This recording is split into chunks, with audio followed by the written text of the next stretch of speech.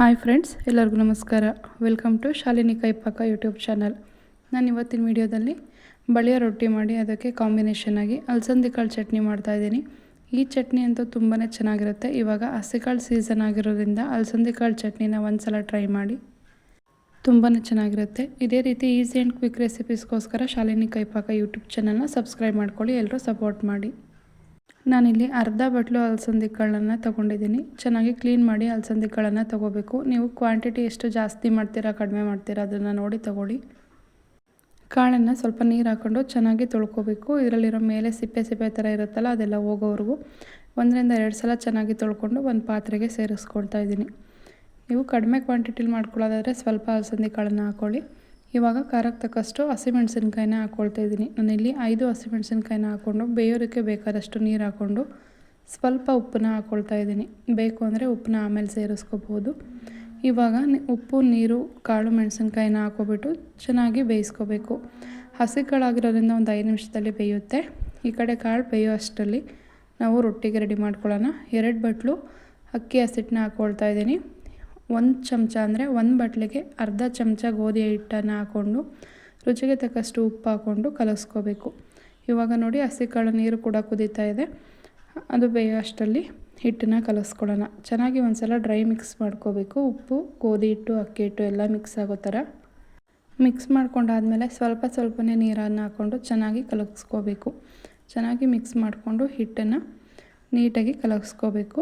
ಇವಾಗ ಸ್ವಲ್ಪ ಗಟ್ಟಿಯಾಗಿದೆ. ಸ್ವಲ್ಪ ಚೆನ್ನಾಗಿ ಈ ರೀತಿ ನಾದ್ಕೋಬೇಕು. ಸ್ವಲ್ಪ ಗಟ್ಟಿ ಇದ್ದಾಗ ನಾದ್ಕೊಂಡು ಮತ್ತೆ ಸ್ವಲ್ಪ ನೀರನ್ನು ಸೇರಿಸ್ಕೋಬೇಕು. ದೋಸೆ ಹಿಟ್ಟಿರುತ್ತಲ್ಲ, ದೋಸೆ ಹಿಟ್ಟಿಗಿಂತ ಸ್ವಲ್ಪ ಜಾಸ್ತಿ ಗಟ್ಟಿಗೆ ಕಲಸ್ಕೋಬೇಕು. ತುಂಬ ಗಟ್ಟಿನೂ ಅಲ್ಲ, ತುಂಬ ತೆಳುವೂ ಅಲ್ಲ. ದೋಸೆ ಹಿಟ್ಟಿರುತ್ತಲ್ಲ ಅದಕ್ಕಿಂತ ಸ್ವಲ್ಪ ಜಾಸ್ತಿ ಗಟ್ಟಿಗೆ ಕಲಸ್ಕೊಬೇಕು. ನೋಡಿ, ಹಿಟ್ಟು ಇವಾಗ ಈ ಕನ್ಸಿಸ್ಟೆನ್ಸಿಲಿ ಇರಬೇಕು. ಈ ಥರ ಎತ್ತಿದ್ರೆ ಈ ರೀತಿ ಬರಬೇಕು. ಆ ಕನ್ಸಿಸ್ಟೆನ್ಸಿಲಿ ಹಿಟ್ಟನ್ನು ರೆಡಿ ಮಾಡ್ಕೋಬೇಕು. ಈ ರೊಟ್ಟಿ ಮಾತ್ರ ತುಂಬ ಗರಿಗರಿಯಾಗಿ ಎಷ್ಟು ತೆಳುವಾಗಬೇಕು ಅಷ್ಟು ತೆಳುವಾಗಿನೂ ಕೂಡ ಬಳ್ಕೋಬೋದು. ತುಂಬಾ ಚೆನ್ನಾಗಿರುತ್ತೆ.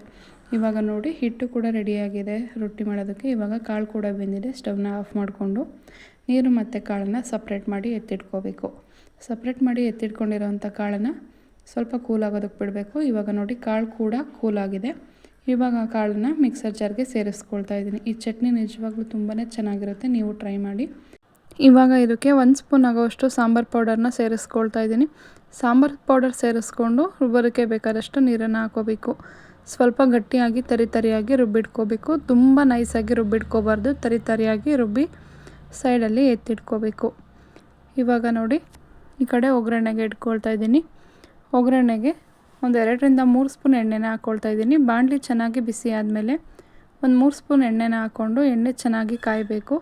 ಎಣ್ಣೆ ಚೆನ್ನಾಗಿ ಕಾಯ್ದಾದ್ಮೇಲೆ 1 ಸ್ಪೂನ್ ಸಾಸಿವೆ ಹಾಕ್ಕೊಳ್ತಾ ಇದ್ದೀನಿ. ಒಂದು 7-8 ಬೆಳ್ಳುಳ್ಳಿನ ಜಜ್ಜಿ ಹಾಕ್ಕೊಳ್ತಾ ಇದ್ದೀನಿ. 1 ಕಡ್ಡಿ ಕರಿಬೇವಿನ ಎಲೆ ಹಾಕ್ಕೊಂಡು ಚೆನ್ನಾಗಿ ಒಗ್ಗರಣೆಯಲ್ಲಿ ಫ್ರೈ ಮಾಡ್ಕೋಬೇಕು. ಬೆಳ್ಳುಳ್ಳಿ ಸ್ವಲ್ಪ ಕಲರ್ ಚೇಂಜ್ ಆಗೋವರೆಗೂ ಫ್ರೈ ಮಾಡ್ಕೊಂಡಾದಮೇಲೆ 1 ದಪ್ಪ ಸೈಜ್ ಈರುಳ್ಳಿನ ಈ ರೀತಿ ಸಣ್ಣದಾಗಿ ಹೆಚ್ಚಿ ಹಾಕ್ಕೊಳ್ತಾ ಇದ್ದೀನಿ. ಈರುಳ್ಳಿ ಹಾಕ್ಕೊಂಡು ಈರುಳ್ಳಿ ಹಸಿ ವಾಸನೆ ಹೋಗಿ ಸ್ವಲ್ಪ ಕಲರ್ ಚೇಂಜ್ ಆಗೋವರೆಗೂ ಚೆನ್ನಾಗಿ ಒಗ್ಗರಣೆಯಲ್ಲಿ ಫ್ರೈ ಮಾಡ್ಕೋಬೇಕು. ಈರುಳ್ಳಿ ಸಾಫ್ಟ್ ಆಗೋವರೆಗೂ ಸ್ವಲ್ಪ ಹಸಿ ವಾಸನೆ ಹೋಗೋವರೆಗೂ ಒಂದು 2 ನಿಮಿಷ ಮೀಡಿಯಮ್ ಟು ಹೈ ಫ್ಲೇಮಲ್ಲಿ ಈರುಳ್ಳಿನ ಫ್ರೈ ಮಾಡ್ಕೋಬೇಕು. ಇವಾಗ ಈರುಳ್ಳಿ ನೋಡಿ ಚೆನ್ನಾಗಿ ಫ್ರೈ ಆದಮೇಲೆ 1 ಮೀಡಿಯಮ್ ಸೈಜ್ ಟೊಮೆಟೊನ ಈ ರೀತಿ ಸಣ್ಣದಾಗಿ ಹೆಚ್ಚಿ ಒಗ್ಗರಣೆಗೆ ಸೇರಿಸ್ಕೊಳ್ತಾ ಇದ್ದೀನಿ. ಸ್ವಲ್ಪ ಉಪ್ಪನ್ನು ಹಾಕ್ಕೊಳ್ತಾ ಇದ್ದೀನಿ. ಕಾಳು ಬೇಯೋದಕ್ಕೆ ಸ್ವಲ್ಪ ಹಾಕಿದ್ದು ಉಪ್ಪನ್ನ ನೋಡಿ ಹಾಕ್ಕೊಳ್ಳಿ. ಇವಾಗ ಟೊಮೆಟೊ ಸಾಫ್ಟ್ ಆಗೋವರೆಗೂ ಒಗ್ಗರಣೆಯಲ್ಲಿ ಚೆನ್ನಾಗಿ ಫ್ರೈ ಮಾಡ್ಕೋಬೇಕು. ಮೀಡಿಯಮ್ ಫ್ಲೇಮ್ ಇಟ್ಕೊಂಡೇ ಚೆನ್ನಾಗಿ ಫ್ರೈ ಮಾಡ್ಕೊಳ್ಳಿ. ಇವಾಗ ಒಗ್ಗರಣೆಯಲ್ಲಿ ಟೊಮೆಟೊ ಈರುಳ್ಳಿ ಎಲ್ಲ ಫ್ರೈ ಆಗಿದೆ. ರುಬ್ಬಿಟ್ಕೊಂಡಿರೋವಂಥ ಚಟ್ನಿನ ಸೇರಿಸ್ಕೊಳ್ತಾ ಇದ್ದೀನಿ. ನಾನು ಸ್ವಲ್ಪ ಗಟ್ಟಿಯಾಗಿ ರುಬ್ಬಿಟ್ಕೊಂಡಿದ್ದೀನಿ. ಇವಾಗ ಬೇಕಾದರೆ ಜಾರನ್ನ ತೊಳೆದ್ಬಿಟ್ಟು ಸ್ವಲ್ಪ ನೀರನ್ನು ಸೇರಿಸ್ಕೋಬೋದು. ಜಸ್ಟ್ ಒಂದು 2 ನಿಮಿಷ ಚಟ್ನಿದು ಹಸಿ ವಾಸನೆ ಹೋಗೋವರೆಗೂ ಕುದಿಸ್ಕೊಂಡ್ರೆ ಸಾಕು. ಇವಾಗ ಸ್ವಲ್ಪ ನೀರನ್ನು ಸೇರಿಸ್ಕೊಳ್ತಾ ಇದ್ದೀನಿ. ಜಾರ್ ತೊಳೆದಿರ್ತೀವಲ್ಲ ಅದೇ ನೀರನ್ನು ಸೇರಿಸ್ಕೊಂಡು ಮತ್ತೆ ಒಂದು ಸಲ ಚೆನ್ನಾಗಿ ಮಿಕ್ಸ್ ಮಾಡ್ಕೋಬೇಕು. ನೀವು ಒಂದು ಸಲ ಈ ರೀತಿ ಚಟ್ನಿನ ಟ್ರೈ ಮಾಡಿ, ತುಂಬಾ ಇಷ್ಟಪಡ್ತೀರಾ. ಹಸಿಕಾಳು ಸೀಸನ್ ಬಂದಾಗೆಲ್ಲ ಮತ್ತೆ ಟ್ರೈ ಮಾಡ್ತೀರಾ, ಅಷ್ಟು ಚೆನ್ನಾಗಿರುತ್ತೆ. ಇವಾಗ ಮತ್ತೆ ಇನ್ನೊಂದು ಸ್ವಲ್ಪ ಚಿಕ್ಕ ಗ್ಲಾಸಲ್ಲಿ ನೀರು ಹಾಕಿ ಚಟ್ನಿನ ಕುದಿಸ್ಕೊಳ್ತಾ ಇದ್ದೀನಿ. ಒಂದು 2 ನಿಮಿಷ ಮೀಡಿಯಮ್ ಫ್ಲೇಮಲ್ಲಿ ಇಟ್ಕೊಂಡು ಕುದಿಸ್ಕೋಬೇಕು, ಇಲ್ಲಾಂದರೆ ತಳ ಹಿಡಿಯುತ್ತೆ. ಇವಾಗ ನೋಡಿ, ಚಟ್ನಿ ತುಂಬಾ ಚೆನ್ನಾಗಿ ರೆಡಿಯಾಗಿದೆ. ಒಂದು 2 ನಿಮಿಷ ಕುದಿಸ್ಕೊಂಡ್ರೆ ಸಾಕು. ಇವಾಗ ನಾನು ಇದನ್ನು ಚೆನ್ನಾಗಿ ಒಂದು ಸಲ ಮಿಕ್ಸ್ ಮಾಡಿಕೊಂಡು ಸ್ಟವ್ನ ಆಫ್ ಮಾಡ್ಕೊಳ್ತಾ ಇದ್ದೀನಿ. ಇವಾಗ ಈ ಕಡೆ ರೊಟ್ಟಿ ಮಾಡೋದಕ್ಕೆ ಒಂದು ಹಂಚನ್ನ ಚೆನ್ನಾಗಿ ಕಾಯೋದಕ್ಕೆ ಇಟ್ಕೊಂಡಿದ್ದೀನಿ. ಹಂಚು ಚೆನ್ನಾಗಿ ಕಾಯ್ದ ಮೇಲೆ ಸ್ವಲ್ಪ ಹಿಟ್ಟನ್ನು ಹಾಕ್ಕೋಬೇಕು. ಹಿಟ್ಟನ್ನು ಹಾಕ್ಕೊಂಡು ಸ್ವಲ್ಪ ಕೈನ ತೇವ ಮಾಡಿಕೊಂಡು ನಮಗೆ ಎಷ್ಟು ತೆಳುವಾಗಬೇಕು ಅಥವಾ ದಪ್ಪ ಆಗಬೇಕು ಆ ರೀತಿ ರೊಟ್ಟಿನ ಬಳ್ಕೋಬೇಕು. ಸ್ವಲ್ಪ ನೀರನ್ನು ತೇವ ಮಾಡಿಕೊಂಡ್ರೆ ಕೈ ಅಷ್ಟು ಸುಡಲ್ಲ. ನಾವು ಈ ರೊಟ್ಟಿನ ಎಷ್ಟು ಅಗಲನಾದ್ರೂ ಕೂಡ ಬಳ್ಕೋಬೋದು. ತುಂಬಾ ಚೆನ್ನಾಗಿರುತ್ತೆ ರೊಟ್ಟಿ.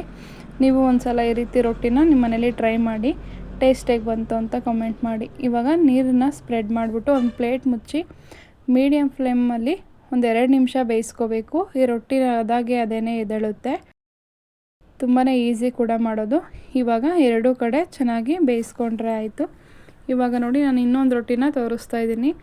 ಸ್ವಲ್ಪ ತೆಳುವಾಗಿ ಬಳ್ದು ತೋರಿಸ್ತಾ ಇದ್ದೀನಿ. ತುಂಬಾ ಚೆನ್ನಾಗಿರುತ್ತೆ ನೋಡಿ. ಇವಾಗ ಚಟ್ನಿ ಮತ್ತು ರೊಟ್ಟಿ ಎರಡೂ ರೆಡಿಯಾಗಿದೆ. ಚಟ್ನಿ ಜೊತೆ ತುಪ್ಪ ಹಾಕ್ಕೊಂಡು ತಿಂದರೆ ತುಂಬಾ ಚೆನ್ನಾಗಿರುತ್ತೆ. ಇದೇ ರೀತಿ ಕುಕ್ಕಿಂಗ್ ವೀಡಿಯೋಸ್ಗೋಸ್ಕರ ಶಾಲಿನಿ ಕೈಪಾಕ ಯೂಟ್ಯೂಬ್ ಚಾನಲ್ನ ಸಬ್ಸ್ಕ್ರೈಬ್ ಮಾಡ್ಕೊಳ್ಳಿ. ದಯವಿಟ್ಟು ಎಲ್ಲರೂ ಸಪೋರ್ಟ್ ಮಾಡಿ.